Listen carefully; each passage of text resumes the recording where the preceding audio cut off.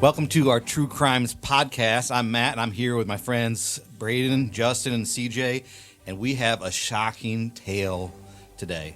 One of betrayal and murder and power struggles. So let's get ready for a true crime story that is as old as time but still relevant for today. Yeah, Matt, that's right. This is a story about two people that were evil not only just on their own, but then they decided to get married, and that we see the way that develops, that their marriage, they did so much worse. They were marked by scandal and murder and manipulation. Whoa, a marriage based on murder and manipulation.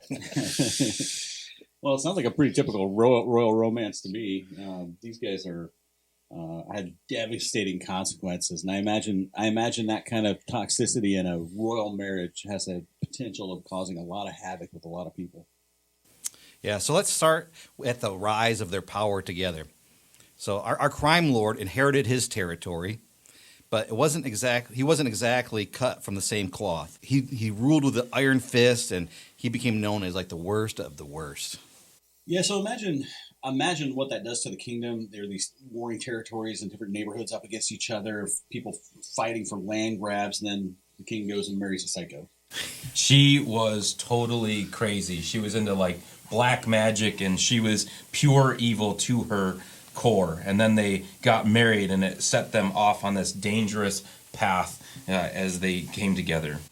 Yeah, and let's not forget, this wasn't just a passive wife. She was ambitious and ruthless and driven by all these her underlying beliefs. The two of them were like a power couple, but in all the wrong ways. It's this deadly combination because of her ambition, which just even more so produced evil than any other crime lord. Yeah, she was totally not just a figurehead. Like this is kind of his candy on the side arm or anything. She wasn't content with that at all. She went full throttle and forced her beliefs on others, and she began to hunt down people that were against her. Well, I mean, by hunt down, you mean like literally chase down and execute people, right? Yeah, totally. Yeah, and they probably at some point in time turned her husband into just a complete puppet. Yeah, and then some of the rivals are trying to clean up this neighborhood, and she just keeps trying to take over. It's like turf wars out there. Yeah, so they're in this turf war, but then they cut off like her water supplies, and they end up having this huge victory, and they took out a major part of the crime lord and the queen's posse. The crime didn't stop even just there. This crime lord was into more land and more power, and just continued to try to seize land. He was after this one specific prized piece of land, but it really wasn't going well. So this evil queen came up with her own plan. She took things into her own hands, and she decided to have the landowner murdered, and she took the property for this crime lord. Because I think one of the most shocking parts of this story is how cold and calculated they went about doing this. She ruled with a really, kind of sociopathic disposition towards the people around her. She just wielded this uncontrolled, unreined in bloodlust, and ended up ending in murder and manipulation over and over again. Yeah, this manipulation makes their rivals so mad because they're fighting for what's right. Their leader curses our crime couple, saying they will die for their crimes and that dogs will drink his blood and eat her. Oh, seriously, that is crazy. But that's exactly what happened. They got caught up in the middle of all this, and one day a fight breaks out, and this crime lord is right in the middle of it, and he's actually taken out. And as they are cleaning his blood out of the vehicle, the dogs come and they drink and the water with his blood. It's just poetic justice for the type of manipulation and crime that this couple has committed. Well, and the whole blood situation is both figurative and literal. But in this sense, too, she had so much blood on her hands that came back to haunt her in the end. She doesn't herself even die peacefully in her bed. Her own servants rise up against her, and then and they take her, they throw her out a window. She's trampled by horses, eaten by dogs. It's almost as if everything she'd done for everyone else finally caught up and spun back at her direction. Yeah, that's the kind of ending to a story where it's all you can have to think is you reap what you sow. And all their crimes caught up with them in the most brutal possible ways. So, in the end, this true crime story is one of ambition gone wrong. It's a tale of unchecked power, murder for personal gain, and eventually the downfall of an entire dynasty. And their story serves as a reminder of the dangers of corruption and greed and devastating consequences of a leader who's driven by ego and manipulation. This is the story of Ahab and Jezebel and the prophet Elijah.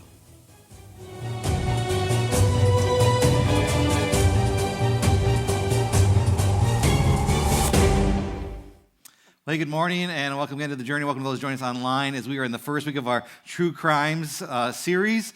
Glad you're with us today. And I don't know, I saw some hands go up earlier. Some of you listen to the True Crimes podcast and things like that. Some of you maybe sleep with one eye open because your spouse listens to them all the time. I don't know if that's the case, but you saw our own little True Crimes podcast today. We're going to be having some of those every week. And in there you saw Braden and Justin. They're part of our collaboration that we do with Venture and Restore Church. And CJ was also in there. He's part of one of the converted churches out in Ravenna. So we're going to be hearing from them and those podcasts like that every week as we look at some of these stories from the scriptures and these tales that are true crimes, yet they have some meaning for us today. We saw the story already a little bit of Ahab, King Ahab, and his wife Jezebel, and the prophet Elijah. And that story you heard already was taken right from the book of 1 Kings. And we're going to be taking a closer look at that today as we see their story, this crime story of murder and manipulation and greed and power and corruption. But we'll see there's some implications for us even today. So we're going to be looking in 1 Kings today at their story. As always, I want to encourage you to check out the YouVersion Bible app. If you don't have a Bible, this is a great resource. You can always have it with you. We'll have a Bible reading plan that goes along with this series available this month too. And so again, just check that out if you don't have a Bible, and you can follow along today with that, or you might have your Bible of your own, but we're going to be looking again in the book of 1 Kings. And before we kind of jump in, as we look at the story today and some of these other stories coming up, I just want you to know that as you hear these stories, like this isn't like made up stuff. This is like real stuff, and it's actually in the Bible. Like maybe you grew up in church and you went to Sunday school with some nice little old lady, and she told you these stories, and maybe you kind of remember them, but I don't think they probably gave you all the details. I know that didn't happen to me when I was a kid. Like, we don't want to scar our kids for life, right? And tell them, like, these graphic things. Or maybe you didn't grow up in church, which a lot of people around here, too. And so if you're kind of newer to church, like, these are actual stories in the Scriptures, in the Bible.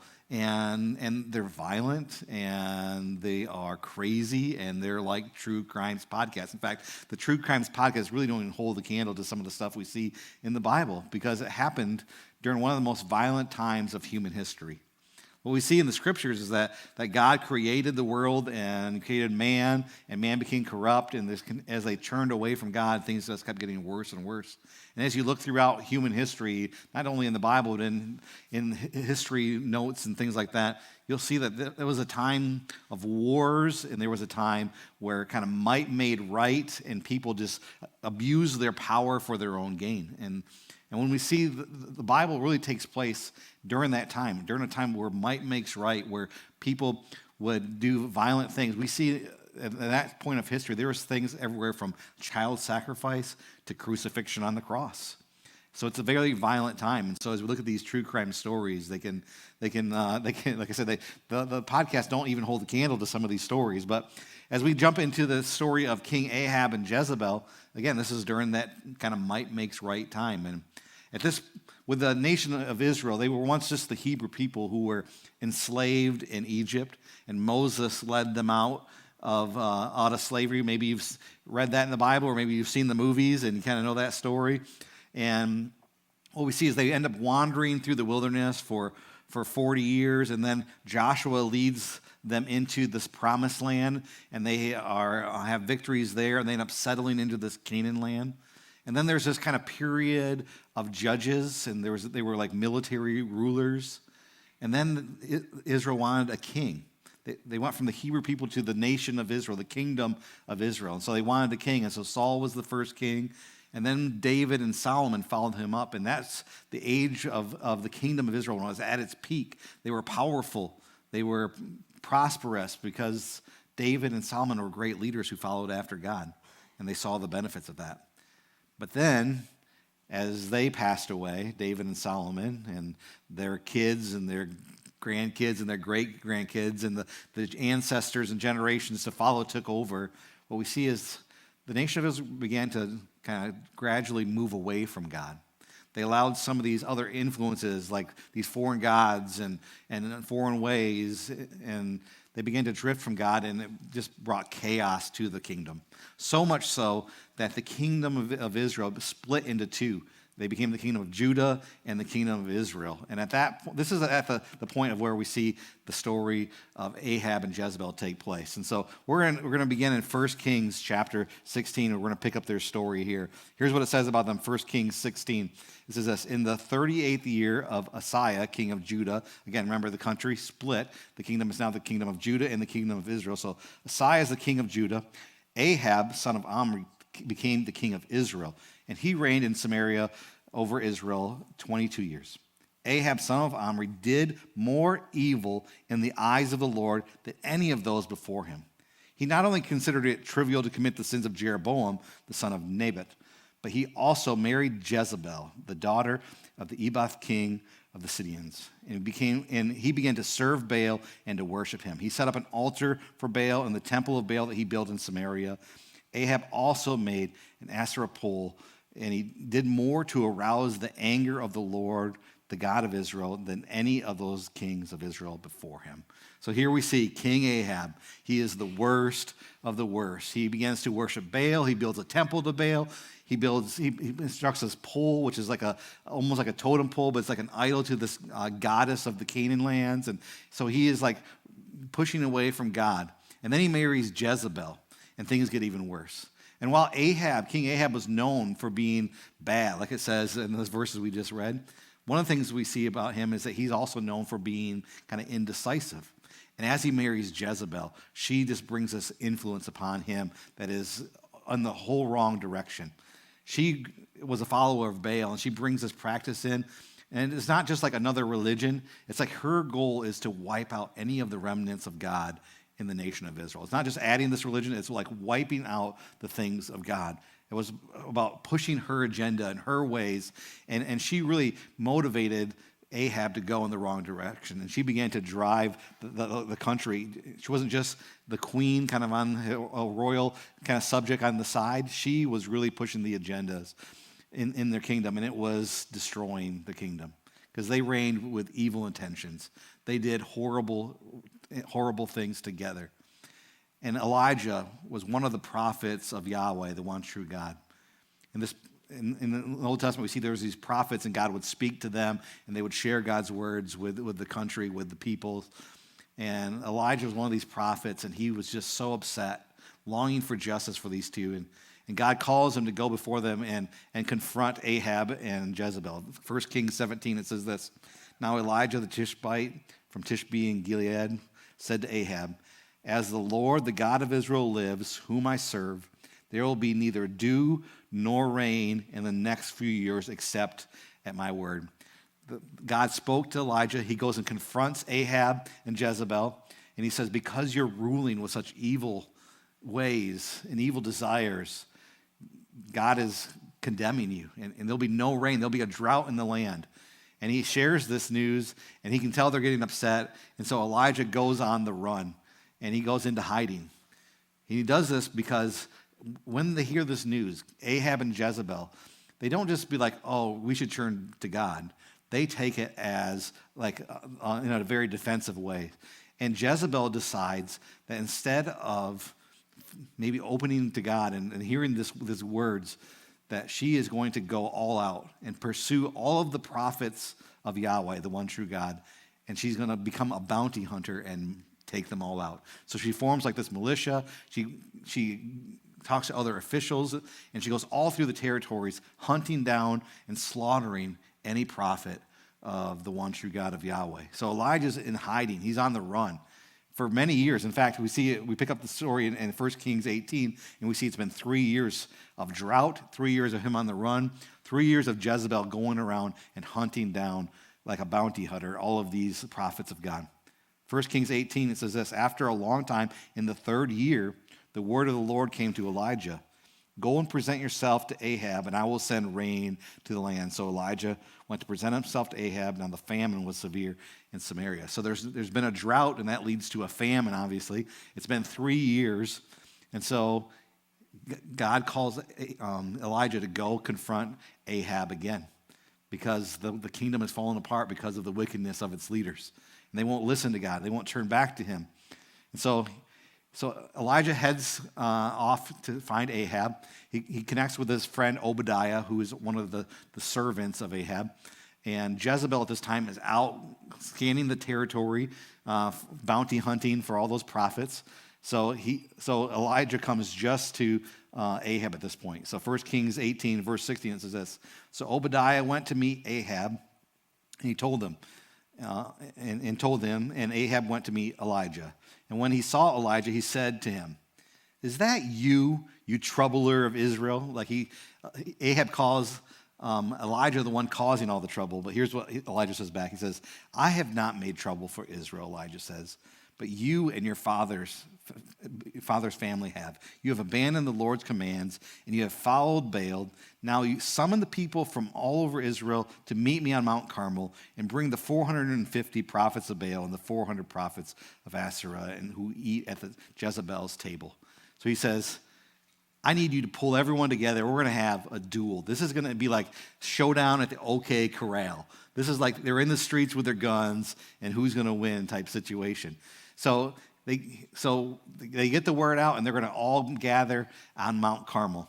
And so here's what it says, verse 20. It says, so Ahab sent the word throughout all of Israel and assembled the prophets on Mount Carmel. And Elijah went before the people, and he said, how long will you waver between two opinions? If the Lord is God, follow him. But if Baal is God, follow him. But the people said nothing. There's almost like no one on Elijah's side except for God. The people, they're not going to turn their hearts back to God at this point. There's all these prophets of Baal there. And here he goes on to say, he says, I am the only one of the Lord's prophets left, but Baal has 450. So it's Elijah versus these 450 prophets, and they set up this duel. They have an altar that's on top of Mount Carmel, and they put a sacrifice on it. And Elijah says, if your God is real, if this Baal is real, call down fire from heaven onto this sacrifice. And so the prophets of Baal, they began to pray and to dance and to wail and to cry out to Baal and to ask him to bring this kind of fire down from heaven. And all morning this goes on. And then let's see what happens next. Here's what it says in verse 36. In verse 26. Baal, answer us, they shouted. So there's all these prophets shouting out to God. But there was no response. No one answered. They all danced around the altar that they had made. And at noon, so this has been going on all morning, at noon, Elijah begins to taunt them. Shout louder, he says. Surely he is God, right? Perhaps he's deep in thought or busy. There's some people would say it's even kind of saying like maybe he's on the toilet kind of thing. Like that's the busy part. Maybe he's deep in thought or busy or traveling, or maybe he is sleeping and you must awaken him. So Elijah's out there just taunting these guys. And so they continue to pray and to ask Baal to bring down this fire, and it goes on all afternoon. So all day they have been praying and nothing has happened. And Elijah's kind of fed up with it, and now it's his time. And so Elijah steps up, just him, against these 450 prophets of Baal. And Elijah says, let's take this up a notch. He says, get those water basins over there and fill them with water and pour them all over the sacrifice. And so they do. Before he did this, he actually put 12 stones around the sacrifice to represent the 12 tribes of Israel. And he dug a trench, and as they pour the water in, it's going into this trench, and it's all over the sacrifice. So they dump the water all over it, and he says, do it again. They fill these basins up again, and they dump water all over it again. He goes, why not? Do it a third time. So everything is just drenched. There's all the water is pooled up in this trench around it. And then Elijah begins to pray. Verse 36. At the time of the sacrifice, the prophet Elijah steps forward and prays, Lord, the God of Abraham, Isaac, and Israel, let it be known today that you are God in Israel, and I am your servant, and have done all the things at your command. Answer me, Lord, answer me, so that these people will know that you, Lord, are God, and that you are turning their hearts back. You're turning their hearts back again. Then the fire of the Lord fell and burned the sacrifice, the wood, the stones, the soil, and even licked up the water in the trench. And all the people saw this, and they fell prostrate and cried, "The Lord, he is God, the Lord, he is God." And Elijah commanded them, "Seize the prophets of Baal. Don't let any of them get away." And they seized them, and Elijah had them brought down to the Kishon Valley, and they slaughtered them there. And Elijah said to Ahab, "Go eat and drink, for there is a sound of heavy rain." So Ahab went off to eat and drink, but Elijah climbed back up to Mount Carmel, bent down to the ground, and put his face to the ground between his knees, and he begins to pray there. If you remember, the promise that God made to Elijah at the beginning of this chapter was, "Go to Ahab, and I will bring rain back to the nation again." So Elijah prays to God, and as he prays, a cloud forms and the rain comes. As there's a lot of other crazy stuff about Elijah in the Bible, and as you read this, I think if you have the response of like, is that really true? Did fire really come down from heaven? Like, I don't know about that. Like, if you think that, like, that's a legitimate, obviously, thought, because like that's not stuff that happens every day. And there's other stuff in there in the scriptures too about Elijah, especially, that it just seems kind of crazy. So I think that's one response. I know, like, the response for me is when I see this, it's like, man, the power of God is so much greater than what I've ever experienced, and it just makes me just kind of question my own faith. Like I haven't really experienced the power of God like this. And I know if he created everything, like his power is so great that this is not impossible for him. It just makes me kind of just take a step back and say, am I really trusting God and believing in him the way I should? Well, back to the story. Ahab at this point, he's almost remorseful. It's like the people are turning back to God, and he's almost remorseful, thinking he should turn back to God. And he goes to tell Jezebel all that had happened. And this does not deter her at all. In fact, she just doubles down, and she vows to take out Elijah. And so they continue the evil reign. Elijah's back on the run again, hiding for his life. And then Ahab and Jezebel do something even more unthinkable than they have yet. Ahab wants this property that is next to one of the temples. It's this vineyard. But this guy Naboth owns it, and so he goes to try to negotiate with him, but it doesn't go well. And he doesn't want to sell it because it's like ancestral property. It's been in his family for a long time. And so Ahab's all upset, and he goes and tells Jezebel. And Jezebel's kind of like, well, aren't you the king? Can't you just like take it? And so she decides to take it into her own hands. And she pulls these officials aside and sets up this whole scheme, and they make false claims against Naboth of blasphemy and treason. And she kind of takes the law and turns it into a weapon. And he is convicted, and he is stoned to death. They take stones and they beat him to death. So Ahab can have this property. It's like cutthroat. It's the worst of the worst. And it's just like another day for them. But it's horrible. And at this, knowing that this happened, like Elijah hears about this, and it just burns in him again of this holy anger and the longing for justice. And so God speaks to Elijah again. And here's what he says in chapter 21. It says, the word of the Lord came to Elijah. Go down to meet Ahab, king of Israel, who rules in Samaria. He's now in Naboth's vineyard, where he's taken possession of it. Say to him, this is what the Lord says. Have you not murdered a man just to seize his property? Then say to him, this is what the Lord says. In the place where the dogs licked up Naboth's blood, dogs will lick up your blood. Yes, yours. And so he goes on to share this kind of coming justice. And then he goes on to prophesy about Jezebel as well, that the dogs will actually come and devour her and eat her up. And that's exactly what happens. That King Ahab is in a battle with a neighboring country. Arrow strikes him dead.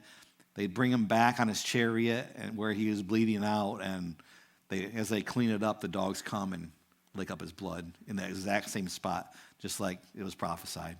The kingdom begins to fall apart now that Ahab's dead. Some of the servants revolt against Jezebel, throw her out a balcony window. She's trampled by horses, devoured by dogs, just like Elijah prophesied. Kind of a fitting end for these two evil couples together. A crazy story of murder and manipulation and greed and ambition and power. But you know what? It's also a story of influence, of priorities, of pride, and the need for humility. And as we think about this crime story today, it's a crazy crime story. But what does that mean for us? See, this is really a story about the nation of Israel as well. The nation of Israel was following after God, and then they gradually turn away from him. And it's a series of small steps that end up turning them away from God. And then they suffer all the consequences of that. Bad leaders, suffering, exile, wars. But it all begins with this gradual turn away from God. See, this is a story of influence. Ahab, the king, we see Jezebel's influence on him pointed them all in the wrong directions. Just like it says in 1 Corinthians 15:33, it says this: bad company corrupts good character. Instead, we should do what it says, like in Proverbs chapter 3. It says, trust in the Lord with all your heart. Lean not on your own understanding. In all your ways submit to him, and he will make your path straight. Don't be wise in your own eyes. Fear the Lord. Shun evil, and this will bring health to your body, nourishment to your bones. Honor the Lord with your wealth and your first fruits of your crop. Then your barns will be filled with overflowing, and your vats brimming over with new wine. See, like Ahab, just the opposite of that. He didn't trust in the Lord, and he suffered all the consequences of it: drought, famine, and death eventually. See, this calls us to pay attention to the influences in our life.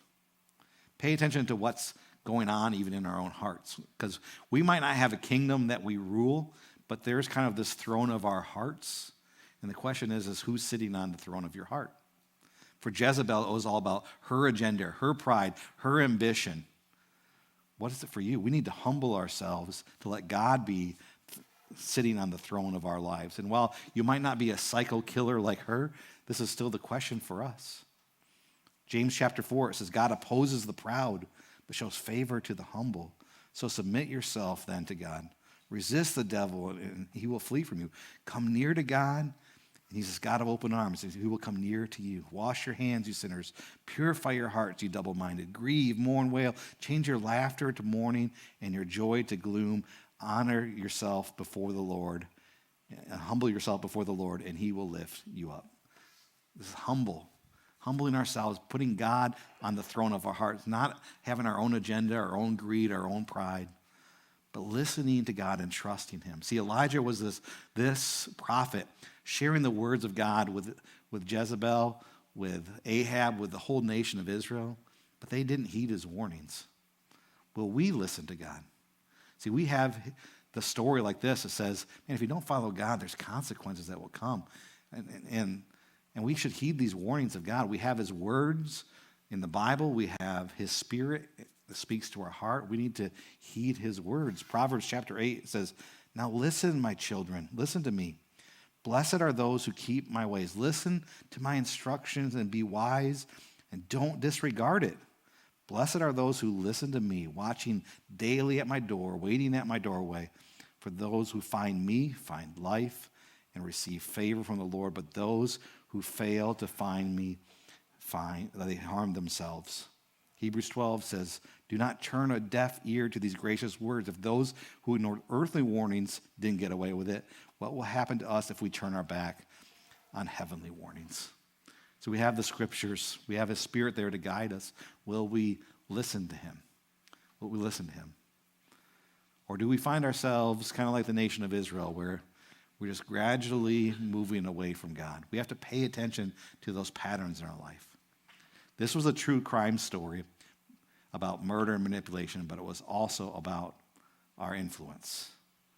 Will we humble ourselves, listen to God, heed his warnings, trust in him? Let's pay attention to the patterns in our life, and let's stay on track with God. Let's heed his warnings. But if we do get off track, I want you to know this. Remember this. That God is this God of open arms. He says, come near to me and I will come near to you. That no matter what crimes you've committed against God, he still loves you the same, and you can always turn back to him. That's the hope of our God. Let's pray together. God, we just thank you for these stories that we're going to be looking at all this month, as they give us warnings for how to live, how you want us to be with you and connected with you, and how you are God of love and second chances and justice. We thank you for those and for us in our lives. May we take this story not just as a crazy true crime story, but as a caution for our lives, to humble ourselves and to put our trust in you. So God, that's what we want to do. We do what it just said.